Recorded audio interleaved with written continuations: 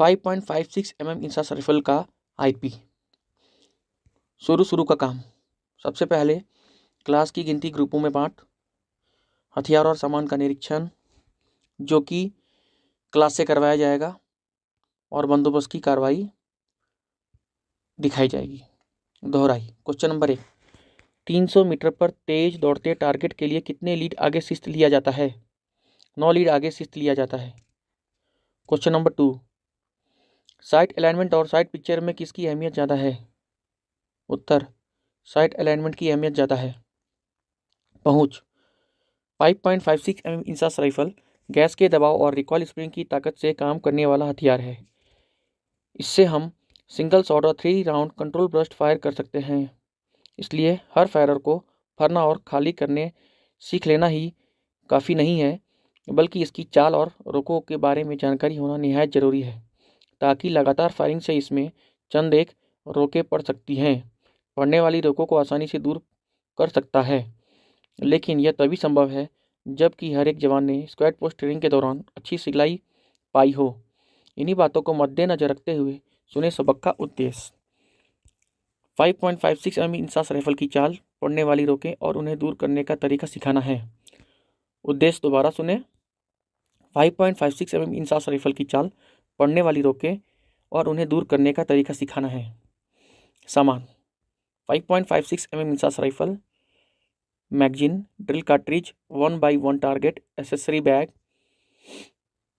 चाल का diagram, black board, चौक, duster और ग्राउंड सीट या ट्रेनिंग मैट्रेस। भागों में बांट। सबक तरतीबवार चले और क्लास को समझ में आए। सबक को 4 भागों में सिखाऊंगा। भाग 1, इंसास राइफल की चाल। भाग 2, फौरी इलाज की कार्रवाई और सख्त खिंचाव की रोक। भाग 3, गैस की कमी की रोक। भाग 4, अन्य रोकें। यहाँ तक किए गए बयान और कार्रवाई में किसी भी स्टूडेंट का कोई सवाल नहीं तो भाग नंबर 1, इंसास राइफल की चाल।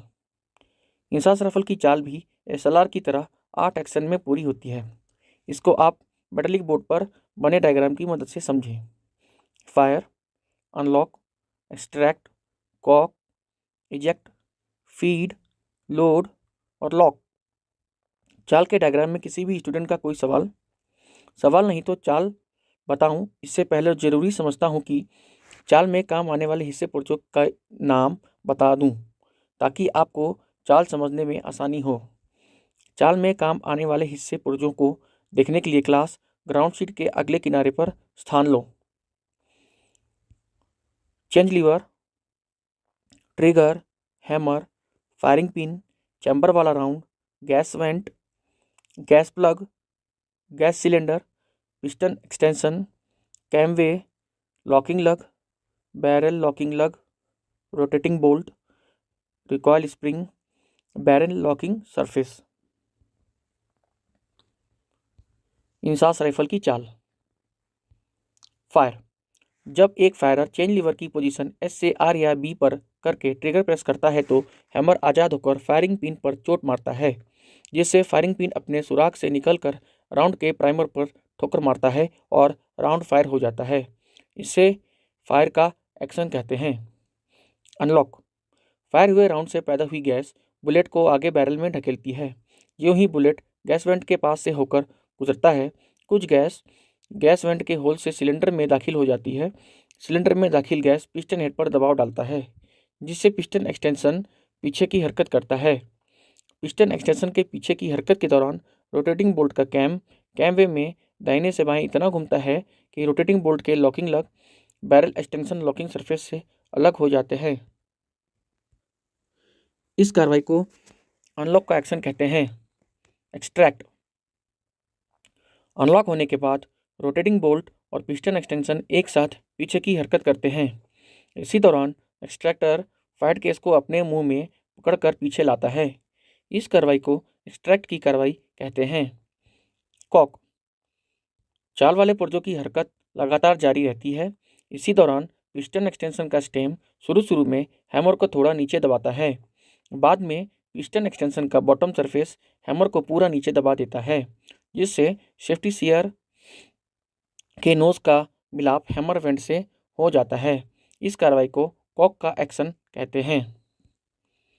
इजेक्ट, चाल वाले पुर्जे की इसी हरकत के दौरान फायर्ड केस इजेक्टर से टकराकर इजेक्शन स्लॉट के रास्ते दाहिने और नीचे गिर जाता है। इस कार्रवाई को इजेक्ट की कार्रवाई कहते हैं। फीड, रिकॉइल स्प्रिंग अपने हाउसिंग में सिकुड़ जाता है। जब रिकॉइल स्प्रिंग अपने तनाव को पूरा करता है तो पिस्टन एक्सटेंशन को आगे धकेलता है। इस दौरान रोटेटिंग बोल्ट के फीड पीस मैगजीन के ऊपर वाले राउंड को चैम्बर में दाखिल कर देता है। इस कार्रवाई को फीड की कार्रवाई कहते हैं। लोड, एक्सट्रैक्टर राउंड के पेंदे पर सवार हो जाता है। इस कार्रवाई को लोड का एक्शन कहते हैं। यहाँ पर रोटेटिंग बोल्ट की आगे की हरकत समाप्त हो जाती है, लेकिन पिस्टन एक्सटेंशन की हरकत बाकी रहती है। लॉक, पिस्टन एक्सटेंशन की आगे की हरकत जारी रहती है। इसी हरकत के दौरान रोटेटिंग बोल्ट कैम की मदद से कैमवे में बाईं से दाहिने इतना घूमता है कि रोटेटिंग बोल्ट के locking lug barrel extension locking surface के साथ लॉक हो जाता है। इस कार्रवाई को लॉक का एक्शन कहते हैं।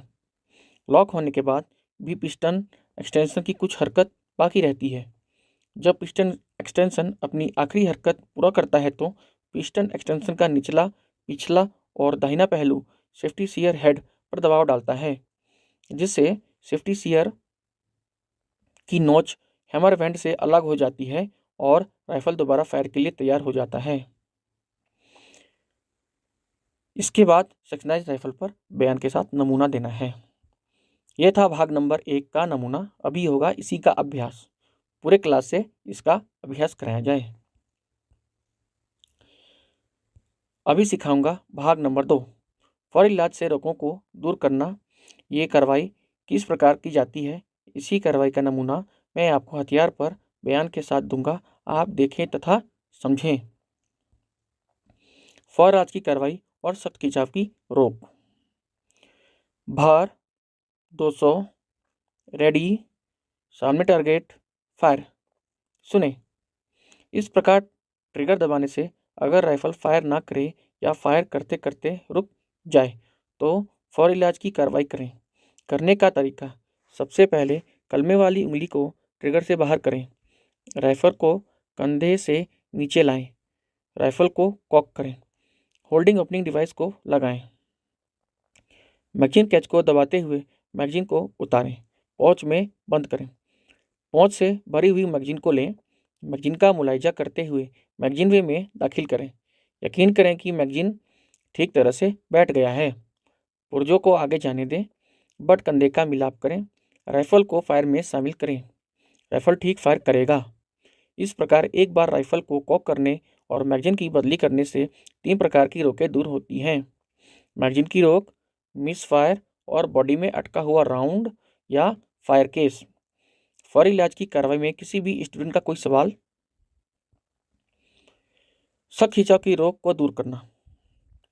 फौरी इलाज से रोगों को दूर करने के बाद भी राइफल फायर ना करे या फायर करे और चाल वाले पुर्जे आगे ही रुक जाएं तो रोग को पहचानने का तरीका, कलमे वाली उंगली को ट्रिगर से बाहर निकालें।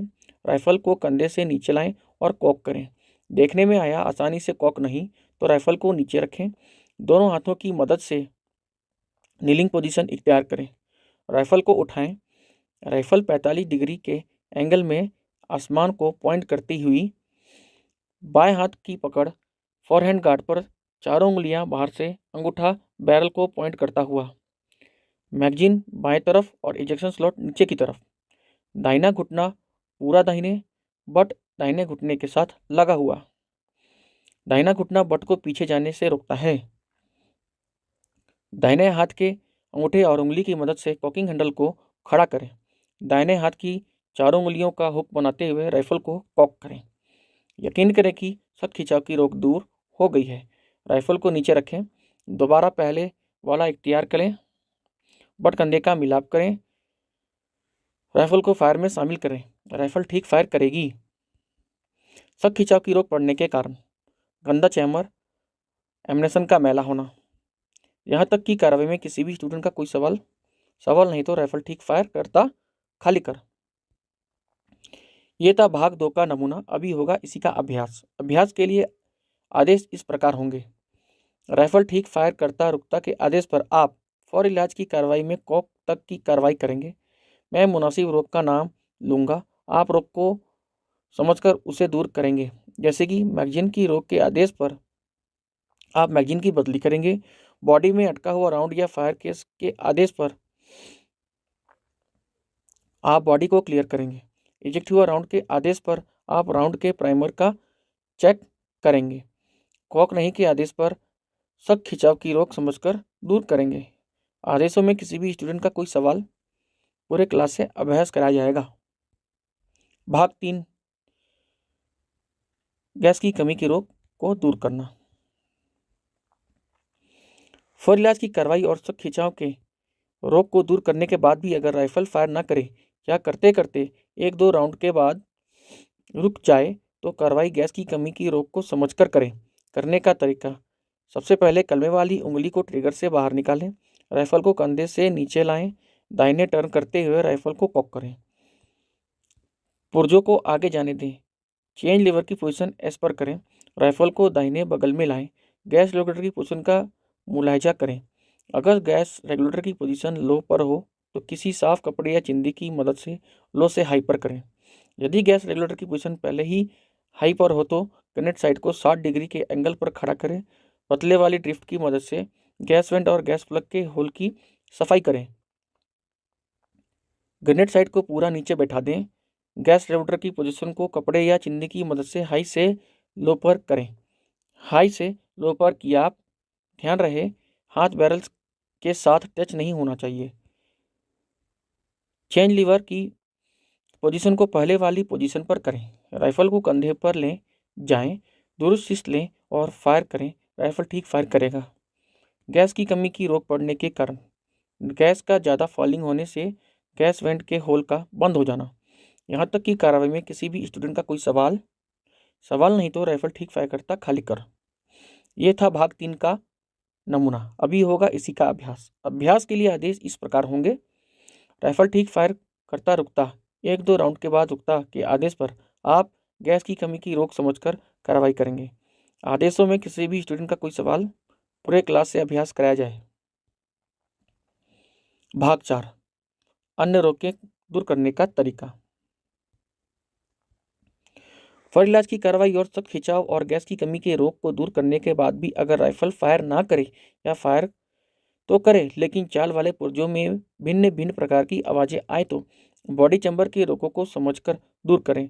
करने का तरीका: सबसे पहले कलमे वाली उंगली ट्रिगर से बाहर निकालें, राइफल को कंधे से नीचे लाएं, मैगजीन कैच को दबाते हुए मैगजीन को उतारें, राइफल को कॉक करें, पुर्जों को आगे जाने दें, राइफल को खोल दें, फायरिंग पिन और स्टार्टर का मुलायजा करें। यदि टूटे हुए हों तो उनकी बदली करें।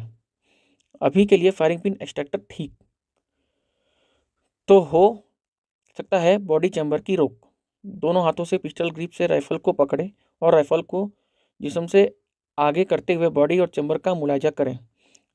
देखने में आया बॉडी क्लियर, चैम्बर में कटा हुआ केस तो राइफल को जोड़ दें, राइफल को कॉक करें और होल्डिंग ओपनिंग डिवाइस को लगाएं।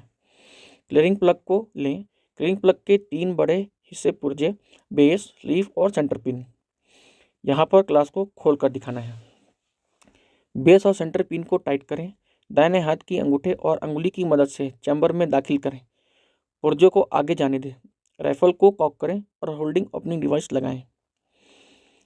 यकीन करें कि कटा हुआ केस क्लियरिंग प्लग के साथ बाहर आ गया है। अगर समय हो तो अनस्क्रू करें, नहीं तो पहला मौका मिलता ही अनस्क्रू करें। भरी हुई मैगजीन को लें और मैगजीन का मुलायजा करते हुए मैगजीन वे में फिट करें। यकीन करें कि मैगजीन ठीक लग गया है। पुर्जों को आगे जाने दें। राइफल को कंधे में ले जाएं, दुरुस्त शिस्त लें और फायर करें। राइफल ठीक फायर करेगी। चैम्बर में केस कटने के कारण: चैम्बर का ज़रूरत से ज़्यादा गर्म हो जाना, कार्ट्रिज केस के मेटल का कमज़ोर होना। अन्य रोक दूर करने में किसी भी स्टूडेंट का कोई सवाल नहीं तो राइफल ठीक फायर करता खाली कर। कभी कभी कटा हुआ केस क्लियरिंग प्लग के साथ बाहर नहीं आता है। इसके चंद एक कारण: बेस और सेंटर पिन का टाइट ना होना, स्लीव हेड का घिस जाना, स्लीव का उल्टा जुड़ जाना, या इनमें से किसी एक पुर्जे का टूट जाना। ये था भाग नंबर 4 का नमूना। अभी होगा अभ्यास। अभ्यास के लिए आदेश इस प्रकार होंगे।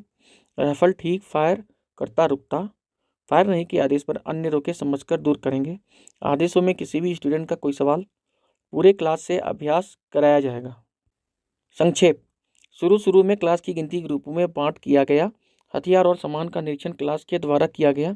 बंदोबस्त की कार्रवाई मेरे द्वारा चेक की गई। दोहराई पिछले लेसन से कराया गया। उद्देश्य को दोहराया गया। सबक से संबंधित सामान को पॉइंटर की मदद से दिखाया गया। सबक तरतीब से चले और क्लास को आसानी से समझ में आए, इसलिए 4 भागों में चलाया गया। भाग 1, इंसास राइफल की चाल। क्वेश्चन 1, इंसास राइफल की चाल कितने एक्शन में पूरी होती है? उत्तर 8 एक्शन में। भाग 2, फौर इलाज से रोगों को दूर करने का और शक खिंचाव की रोक। फौर इलाज से कितने प्रकार की रोकें दूर होती है? 3 प्रकार की। भाग 3, गैस की कमी की रोक। क्वेश्चन 3, गैस की कमी की रोक पड़ने के क्या कारण है? गैस का ज़्यादा फॉलिंग होने से, गैस वेंट या गैस प्लग होल का बंद हो जाना। भाग 4, अन्य रोकें। चैम्बर में केस कटने के क्या कारण है? चैम्बर का ज़्यादा गर्म होना, राउंड के मेटल का कमज़ोर होना। यहाँ पर लेसन संक्षेप के साथ समाप्त होता है।